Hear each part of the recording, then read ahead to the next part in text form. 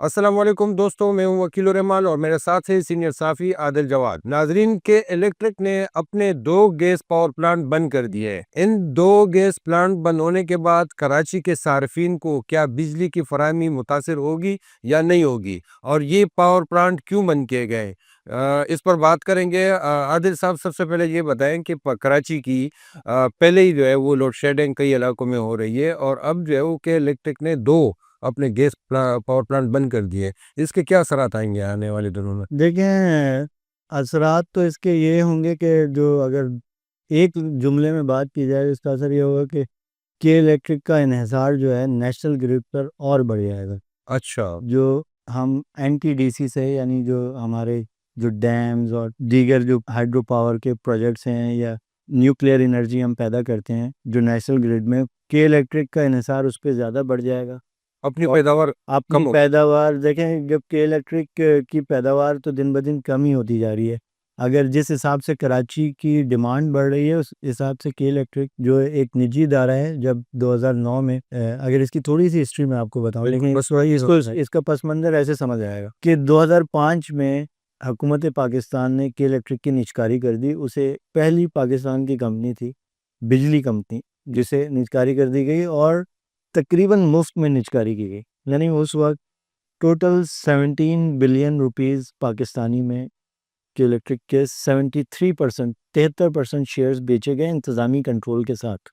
اور اسی وقت جس وقت یہ بیچے گئے، الیکٹرک کے جو واجبات تھے اپنے صارفین پہ اور دیگر اداروں پہ، وہ 21 ارب روپے کے تھے۔ اچھا، تو لٹرلی الیکٹرک کو فری میں دیا گیا کہ وہ، کیونکہ وہ ہر مہینے جو ہے گورنمنٹ کو، ایکسچیکر کو 1 سے 1.5 ارب روپے کا نقصان ہو رہا تھا، جو کہ ابھی پی آئی اے کا حال ہے۔ آپ جس طرح دیکھتے ہیں، ایگزیکٹ یہ سچویشن تھی۔ الیکٹرک کی نجکاری کر گئی۔ ایک گروپ ہے، سعودی گروپ، الجمیہ گروپ، اسے دے دیا گیا، اور سیمنز پاکستان اس کے آپریشنل پارٹنر ہو گئے۔ انہوں نے 4 سال اس کو چلانے کی کوشش کی، وہ نہیں چلا پائے۔ 2009 میں یہ گروپ بھاگنے کے چکر میں تھا، کیونکہ ادارے کے جو خسارہ تھا اور مزید بڑھ گیا۔ اچھا، 2009 میں ابراج گروپ آیا الیکٹرک میں۔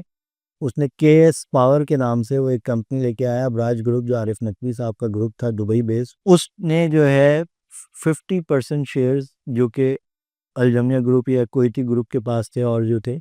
کہ 50% یعنی 35% تقریباً شیئرز کا وہ مالک بن گیا، 37% بغیر کوئی روپیہ دیے۔ ابراج گروپ نے بھی کوئی روپیہ نہیں دیا۔ الجماعہ کو کچھ نہیں دیا؟ نہیں، الجماعہ کو بھی کچھ نہیں دیا، کسی کو بھی کچھ نہیں دیا۔ اچھا، ابراج گروپ نے جو ہے کہا کہ میں یہ جو اس کا الیکٹرک کی انہوں نے ایکویٹی بڑھا دی، یعنی اس کی جو وہ تھا، اس کی مالیت تھی، اس کا یہ تخمینہ تھا کہ الیکٹرک کی قیمت مثال کے طور پہ اس وقت 10 روپے ہے، تو انہوں نے اس کو 20 روپے کر دیا۔ وہ شیئرز کی ویلیو بڑھا دی، اور کہا کہ جو $400-500 ملین ہم اس میں انویسٹ کریں گے، انفراسٹرکچر میں، جنریشن میں، اور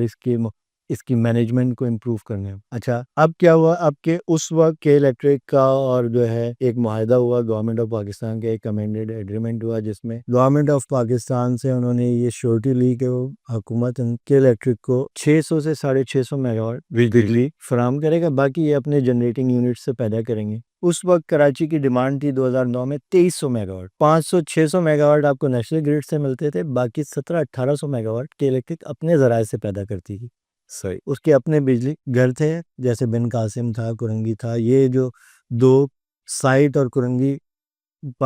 گیس ٹربائن انہوں نے بند کیے ہیں، یہ بھی اس میں شامل تھے۔ الیکٹرک نے اس 16 سال ہو گئے نا، 2009 سے لے کے ابراج گروپ کی مینجمنٹ نے 16 سالوں میں کیا انویسٹمنٹ کی ہے، اس کا اندازہ آپ اس سے لگائیں کہ کراچی میں اب اس وقت کراچی کی ڈیمانڈ 3500 سے 4000 میگا واٹ ہے، سیزن پہ ڈیپینڈ کرتا ہے کہ گرمی اور سردی۔ اس وقت الیکٹرک 20% بجلی لیتی تھی نیشنل گرڈ سے، اور 80% بجلی خود پیدا کرتی تھی۔ اچھا، آج ان ٹربائنز کے بند ہونے کے بعد الیکٹرک کی جو ٹوٹل پیداواری صلاحیت ہے وہ 2000، اچھا، اور الیکٹرک اس وقت نیشنل گرڈ سے 1500 سے 1800 میگا واٹ تک بجلی لیتی ہے۔ اور اب ان 2 پاور پلانٹ کو بند کرنے کے بعد الیکٹرک کو 2000 میگا واٹ کے قریب بجلی لینی ہوگی گرمیوں میں۔ اچھا تو آپ اندازہ لگائیں کہ 40% بجلی نیشنل گرڈ سے لے رہی ہے کے الیکٹرک، جو کہ ایک نجی ادارہ ہے جس کی نجکاری اس بنیاد پہ کی گئی کہ وہ تھی اپنے پروڈکشن کہ وہ اپنے خود مختار ہوگا، وہ اپنی پروڈکشن بھی خود کرے گا، اپنی بجلی اپنا ڈسٹریبیوشن بھی خود کرے گا، اپنی مینجمنٹ بھی خود کرے گا، گورنمنٹ کا اس سے کوئی لینا دینا نہیں ہوگا۔ لیکن مزے کی بات ہے کہ الیکٹرک مسلسل اپنا انحصار گورنمنٹ پہ بڑھاتی چلی جا رہی ہے، اپنی پیداوار اپنی پیداوار کم سے کم کرتے جا رہے ہیں۔ اس نوٹیفیکیشن میں ہم دکھاتے ہیں ناظرین کو، یہ جو انہوں نے جاری کیا ہے، جس میں اپنے اسٹاک ایکسچینج کو بھیجا گیا نا، انہوں نے یہ انفارم کیا ہے کہ ہم یہ 2 یونٹ بند کر رہے ہیں۔ اس میں انہوں نے ایک تو یہ بات کی ہے کہ 900 میگا واٹ کا ایک نیا انہوں نے بن قاسم 3 جو لگایا ہے کمبائن سائیکل پلانٹ،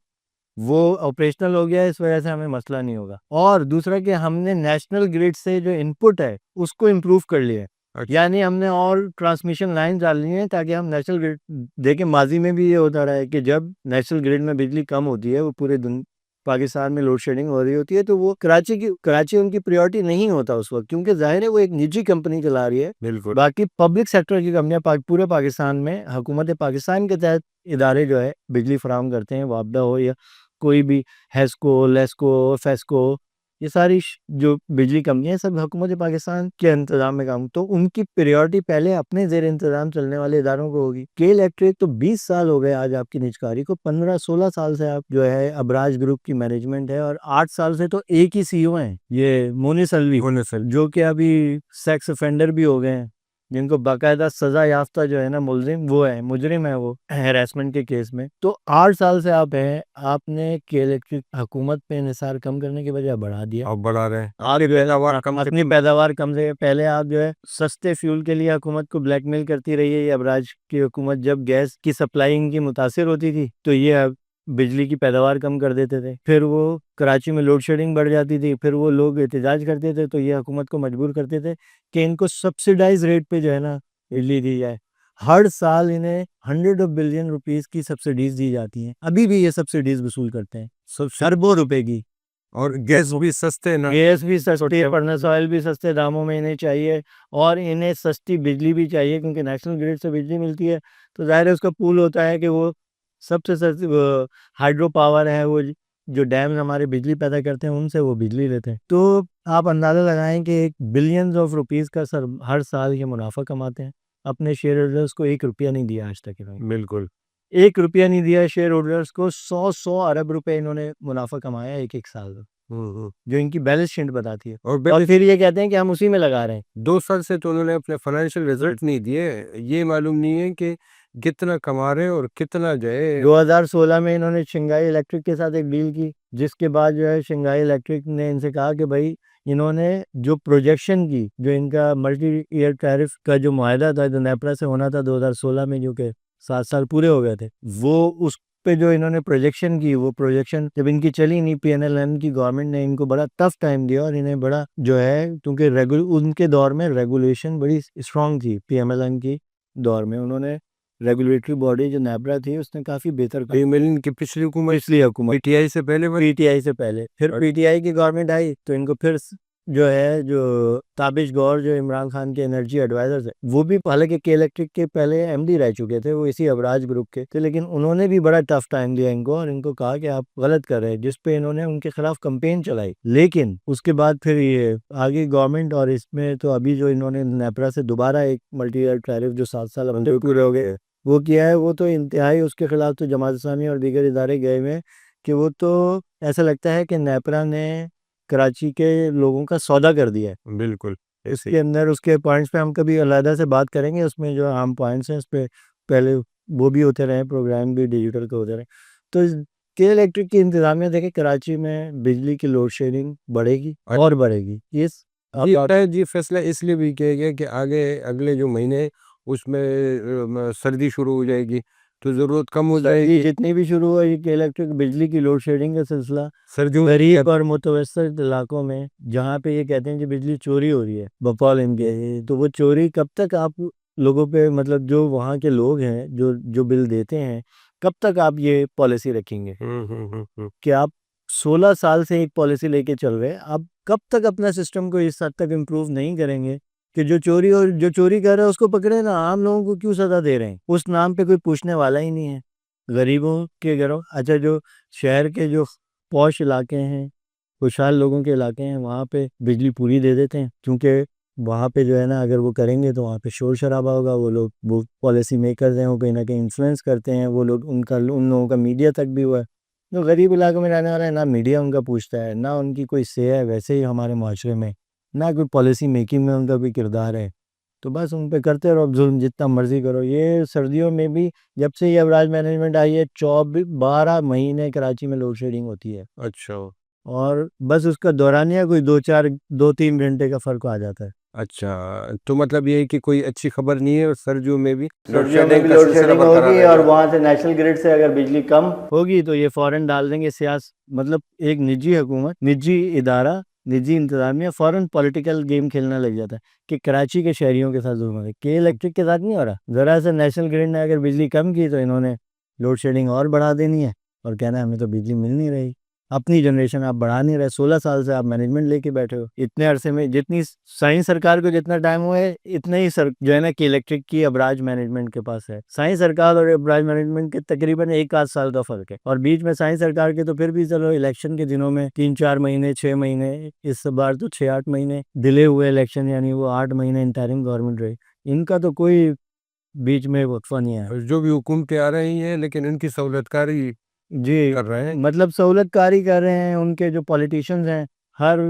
سرکاری ہر جو سیاسی جماعت ہے جو بھی اقتدار میں ہوتی ہے اس کو مختلف طریقوں سے برائب کرتے ہیں، ان کے بندے نوکری پر رکھ لیتے ہیں، ان کو کچھ وہ دے دیتے ہیں، ان کے کسی کے بھائی کو کسی کے بھتیجے کو نوکری دے دی، کسی کو وہ رکھ لیا ان کو۔ نیپرا تو مجھے لگتا ہے کہ انہوں نے خریدا ہوئی ہے، نیپرا کا ادارہ اتنا اس وقت سندھ ہائی کورٹ میں درجنوں اسٹے آرڈر لے کے بیٹھے ہوئے ہیں کہ الیکٹرک والے، جس میں عوامی مفاد کے میٹر رینٹ فلانا ڈیماکا ٹی وی لائسنس کی جو انہوں نے اضافی پیسے لگائے اس کے خلاف نیپرا نے کوئی فیصلہ اگر دے بھی دیا تو یہ سندھ ہائی کورٹ سے وہ لے لیتے ہیں۔ اچھا، اس وقت سے یاد آیا وہ مونا سلوی کا جو ایک فیصلہ بھی وہاں بھی وہ اسٹینڈ ہیں خاتون کو جو صوبائی محتسب کی جانب سے جو انہیں سزا سنائی گئی تھی انہوں میں، تو اس کے اندر بھی پہلے ہائی کورٹ نے اس پہ اسٹے دے دیا تھا، پھر وہ گورنر ہاؤس کیونکہ اس کی اصل اپیل جو ہے گورنر کے پاس ہے تو وہ گورنر کے پاس گئے تھے، اس کے بعد وہ معاملہ بھی غائب ہو گیا۔ گورنر صاحب لے کے بیٹھ گئے، پوری دنیا میں کہیں اور ہوتا تو اب تک جو ہے اس کا بورڈ ہی فارغ کر چکا ہوتا ایم ڈی کو کہ کنوکٹڈ فیلن ہو گیا نا، اب کنوکٹڈ، آپ پہ کنوکشن ثابت، آپ پہ کیس ثابت ہو گیا اور آپ کو سزا ہو گئی کہ آپ نے ہیراس کیا خاتون کو، اور اس کے ان کو الگ طور پہ کہ جب تک جو ہے میرا کیس چل رہا ہے میں اپنی سیٹ چھوڑ دیتا ہوں۔ جی بالکل، یہ تو کوئی اخلاق، یہ تو ترقی یافتہ ممالک میں یہ تو آپ کسی باعزت یا مہذب انسان سے، معاشرے سے یا انسان سے توقع کریں گے نا، تو جو حرکت انہوں نے کی ہے وہ تو اس مہذب اور تو وہ دکھتے ہی نہیں ہیں، وہ تو اب کورٹ نے ثابت کر دیا کہ وہ مہذب نہیں ہے، وہ تو ہیریسر ہے۔ تو خیر اس کے اوپر میں نے 1-2 بار پتہ ہی نہیں لگا کیا ہوا وہ بیچاری کا یہ ہے کہ تو شاید اس پہ ہم جو ہے نا ایک اگلا پروگرام کریں گے انشاءاللہ اس پہ۔ ٹھیک ہے، ضرور چلے، اس حوالے سے جو بھی ڈیولپمنٹ ہوگی وہ اگلے پروگراموں میں آپ سے شیئر کریں گے۔ اپنا خیال رکھیے، اللہ حافظ۔